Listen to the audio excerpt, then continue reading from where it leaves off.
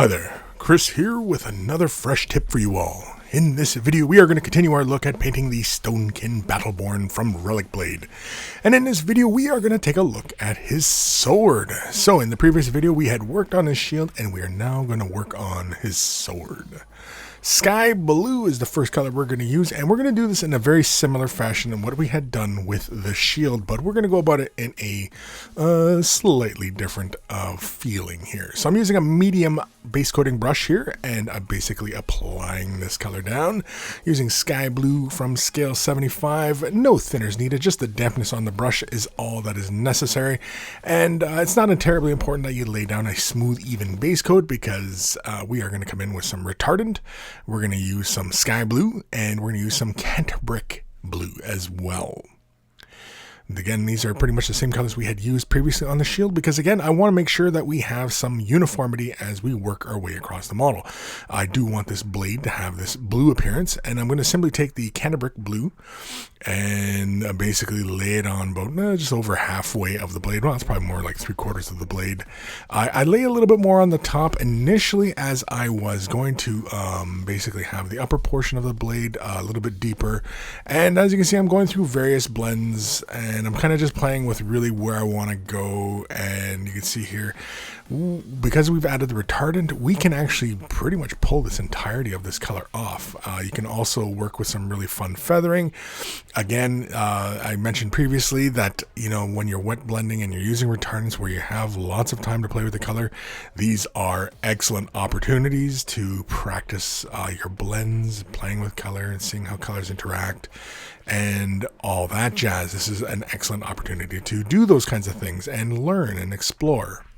Here you can see I simply went through like kind of a side-to-side type motion to blend. I grab a little bit more of the sky blue and I blend in the color a little bit further up the blade. And so I decided, you know what, the other side of the blade, we're going to do the exact same thing. So I only laid it about halfway down with the Canterbrick blue, came in with the sky blue, worked it all the way to the tip, and then I slowly bring it all back down. And again, you can finesse this as far as you want. We're also using basically a number 1 type brush here. This is more of a standard base coating brush. If we were using something a little bit broader, we probably would get a little bit slightly smoother blend, probably some soft hairs and that kind of thing, right? And you wouldn't get quite as many of those brush strokes, but I'm fine with that. I'm not too concerned with that, and we can work that blend as till we're blue in the face. Caribbean blue is next with some retardant in it. Kind of when I'm using these retardant, I don't know if I've mentioned this previously, but it's more like a 1-to-1. Now, the thing to bear in mind with using retardants is that it will thin the color down as far as its opacity is concerned. It's just like adding, a drop of medium, as it were, other than the fact that this is going to slow down the drying process.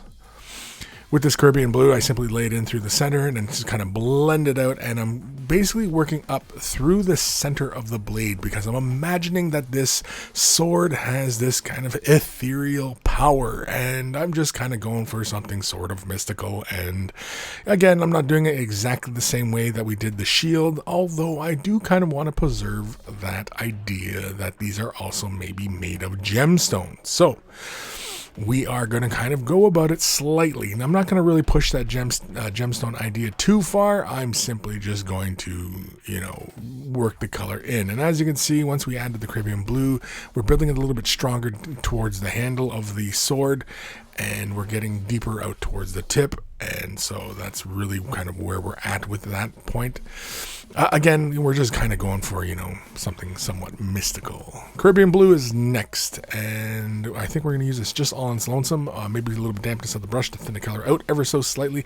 We've also waited about, it was about 30 minutes, I believe I waited, plus a little bit of hair dryer time to speed the drying process of these paints up, but it really wasn't that long. Here you can see I'm using the Caribbean blue. I'm concentrating mostly into the center, and I'm also using a bit of a stippling motion to create this, the idea of texture and color variation within the center of the blade. Imagine that there's this, power emanating within the center of the blade, and that's kind of really what I'm going for. I've also done this kind of effect previously, many ages ago, basically kind of going for a bit of a molten metal type of blade where there's a central heating within the blade itself, and that's kind of what we're going to go for as well, except we're going to work it with blues. Next, we're going to take a little bit of white and we're going to add this onto our palette, and we're going to take a little bit of the white and mix it into our mixture of Caribbean blue. It's probably closer to a 2-to-1, maybe even a 3-to-1. It's probably more like a 2-to-1, I would say, of Caribbean to white. Just brought it up just a little bit, and again we're going to try and keep within the center of what we established previously with our last layer of Caribbean blue, and we're just going to simply work and stipple it across the surface. Again, we're just, kind of laying it down haphazardly, but again, we're trying to stay within the bounds of what we had previously established. Next, we're going to take a little bit of that Caribbean blue and mix it into the larger dollop of white, and that should give us more like a 1-to-1, maybe even closer to like a 2-to-1, 2 white to 1 Caribbean. And again, we're going to simply concentrate in through the center and just basically lightly stipple these little areas. Again, this is kind of giving us a bit of this, power source in through the center, or maybe even we could even push it to look like more like the interior of a rough gemstone, kind of like what we had done on the shield. But again, I wanted this to feel a bit tied in with the sword and shield, make the weapons feel somewhat unified. Here I'm pretty much using almost pure white. I actually used a bit of the Caribbean blue in the mixture, so it's probably more like a 4-to-1, maybe even like a 5-to-1. It was just a little bit of the Caribbean blue in it. And again, because I had the colors on my palette, there's no mediums used. Might be just a bit of the dampness of the brush just to thin the color out ever so slightly. But again, is just really just kind of brighten up through the center of the blade. Achillean green from Citadel Contrast. I'm going to use a little bit of Alamian medium. I just simply throw a little bit onto my palette and basically just throw in 2 drops of Alamian medium, and that's just really to thin the color out. And basically, as I mentioned, we are going to do just on the upper facet of the blade a darker color, and I apply this to pretty much the entire face of that blade. And you can see the blade is kind of in half, and so the bottom portion I thin out with a little bit of water and then apply it to the bottom portion of the blade, and I do it onto the opposite side of the blade as well. So it's just a bit of tinting there, but a stronger color on the upper half of the blade. Also went a little bit over there, so you can see I'm going to kind of come back and feather that out just a little bit. But otherwise, once you're laying these thin little layers down, then we come in and just do a little bit more on the edging on the outer perimeter of the underside and build up a little bit deeper color on the upper portion of the blade, so that we're, again, kind of pushing that idea of a translucency, or maybe the blade has like this glowing power within it. Really, it's up to you as to how you want to imagine this blade is concerned.